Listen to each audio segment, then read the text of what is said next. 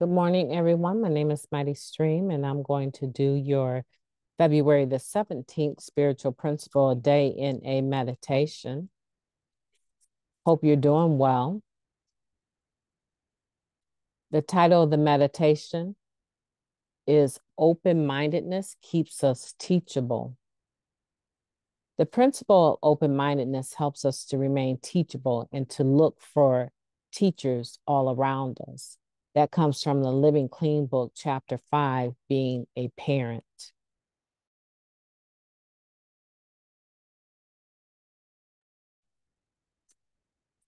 It says, when we read just for today, as we do at many meetings, we're reminded to cultivate a better perspective on life. Open-mindedness is one of the keys to attaining this improved outlook. Without an open mind, we limit ourselves to what we already know. As one member pointed out, if I knew how to fix myself, why would I come to NA? Knowing we don't have all the answers can be a real asset. Such humility helps us to stay teachable. In addition to looking within, we can find lessons and teachers in our experience and all around. Desperation, no matter the degree, can be a teacher. It has a way of opening our minds to the possibilities recovery has in store. When we're open to finding teachers, we're quicker to detect life's guardrails and correct course to avoid some of the harshest lessons. When things don't go our way, open-mindedness helps us find opportunities to stretch ourselves. New ideas seem less like a personal attack and more like a chance to increase our understanding. Instead of avoiding criticism, we seek to learn from it without getting defensive. Once we stop using and lose the desire to use, the job of finding a new way to live is a lifelong project we chip away at each day. It takes on new meaning as we mature in recovery. The new way to live I found when I was 20 and new to NA would kill me today. One member shared with a wink. I need to be in bed by 10. Regardless of our preferred bedtime, it helps to remain open and teachable if we want to continue to learn and grow. Life never stops offering new lessons. Instead of resenting life's twists and turns, we try to focus on what we can discover about ourselves as we navigate them. I will stretch myself to consider perspectives that may be different from my own today. I will look at my challenges as opportunities for growth. Let's take a moment of silence, followed by the we version of Serenity Prayer. Moment of silence now, please. Thank you. God, grant us the serenity to accept the things we cannot change, the courage to change the things that we can, and the wisdom to know the difference. Just for today, please and thank you. We're talking about the ability to remain open-minded. You know, we talk about the three spiritual principles that are indispensable: honesty, open-mindedness, and willingness. So we're talking about the O in the how, right? The O, open-mindedness, and how it allows us to be teachable. When I'm open-minded, I don't know about you. When I'm open-minded, my body can sense when I'm being open-minded. I don't know why that is, but my body senses it. My microfacial expressions show it. The way I posture myself, the way my arms are placed, what I'm doing with my hands, and whether or not my eyes are connected to what's going on. These are all things that my body innately communicate whether or not I'm in an open-minded state or a closed-minded state. The other day, a gentleman approached me, and typically, when I am not thinking about, let's say, business or other clients, counseling them and trying to hone down the diagnosis for them, right? Typically, I can be quite playful, right? And very approachable. But this particular person has a tendency to kind of overkill all the time with the playing. And in this particular moment, without even intending to come across as closed minded, shut off, not connected to the present, they picked it up almost immediately. And I thought to myself, wow, without them really intending to, they were able to pick up the fact that she is not in the mood right now for my stuff, my BS, right? They were able to pick that up. And I did apologize, right, for the variance in my demeanor. But at the time, I didn't regret that they picked that up because my mind was on something else, right? So to me, the point that I'm making is that open-mindedness is something that innately our physical bodies communicate when we are and when we aren't. From the eyes to the face to the arms, everything about my body can let you know whether or not I'm in an open-minded state or a closed-minded state. Do you remember when I went to a convention in Chicago recently? And I told you someone had approached me quite rudely, but in the moment that they approached me, I was so open-minded that I actually allowed myself to have a dialogue with them about what they were claiming I was doing was wrong. And the more open I remained, the more their closed-mindedness became apparent.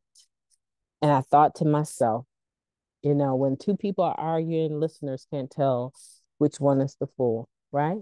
I thought to myself, you're going to have to cut this off because in a minute it's going to change your open-mindedness, right? In a minute, I would switch, and I sensed it. I sensed it, right? So here's the point. Here's the point is I was able to salvage the situation for myself. I'm sure for her, it went south really quick. But for me, I was able to salvage the beauty of the moment that I was in because I noticed that my posture was changing. The more she ran her mouth, the more my mindset began to close, right? My mind was starting to tell her, tell me, you're gonna have to deal with her. You're gonna have to stoop to her level and get with her, right? But something said, no, I got all these beautiful spirits around me in recovery. I'm enjoying the moment, the clean time countdown. Why? Why would you let one unhappy individual destroy all that? And I was able to salvage that moment just by being aware of my somatic responses. And we want that. We want for you to be able to do that too. Pay attention to how you're responding to things. And the way that you become aware of it, I believe, is through prayer and meditation. I believe that if you allow yourself to take the time to sort through your responses, to understand what you're responding to, you will have the physical, mental, and spiritual, emotional awareness of how you're responding and whether or not you are flipping the switch from open-minded to closed-minded, or if you're actually remaining open-minded or not. Now, I hope that helps you because in that experience that I had, I learned something about myself. I learned that I have the ability to withstand a verbal attack without responding. Now, I've done it before, but very rarely have I received such a scathing attack in the presence of so many hundreds of people. And typically, pride naturally will kick in and say, oh, you trying to embarrass me in front of all these people? Okay, well, I got something for you, right? Typically, that would be what I would think is a normal response. But I learned something about myself, and this is where the lessons are coming from remaining open-minded. Let me tell you what I learned about myself. I learned, for one, that even in the face of great potential embarrassment, I can still properly hold my tongue. I learned that as long as I don't let that negativity penetrate my heart, right? Like I don't become devastated over the situation, in my heart become broken or hurt by it, I can maintain the positive part of my character, the positive part of my personality. It was almost like water had just rolled off of a duck's back. It did not penetrate me one way or the other. And I also learned that just because I responded appropriately doesn't mean that it doesn't have some effect, that my mind won't go back and think about it and try to figure out what I could have done different. Because I shared about that for a good week with people until I was able to rest with it. And so I learned in that moment the power of the we in the fellowship, right? And again, these are lessons that I have learned before, but it reinforced the fourth thing, just how much I've grown in recovery, right? And so I want for you to start experiencing everything you go through from that perspective. Am I remaining open-minded? And what lessons am I going to gain as a result of being open to being taught by not only my experience, but my experience with others? I know you can do it now. This is something I think I could talk about for a long time, and I'm not going to. I'm having some sort of bronchial condition today. But I want to encourage you. I really want to encourage you, right? To have the best recovery life that you can possibly have. And you do it one day at a time, sometimes 1 second at a time. I know you can do it.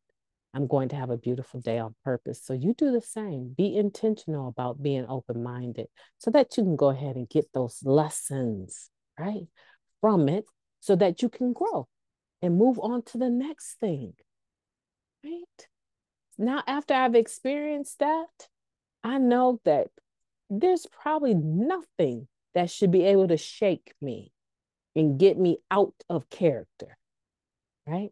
I'm talking about the new person, get me to go back to the old person. There should be nothing. After experiencing that, I have more faith that no matter what comes up, I will be able to deal with it in a manner that will cause onlookers and myself to say, this girl surely is in recovery and has spiritual principles. We want to be able to say that about you too. You can do it. Talk to you tomorrow.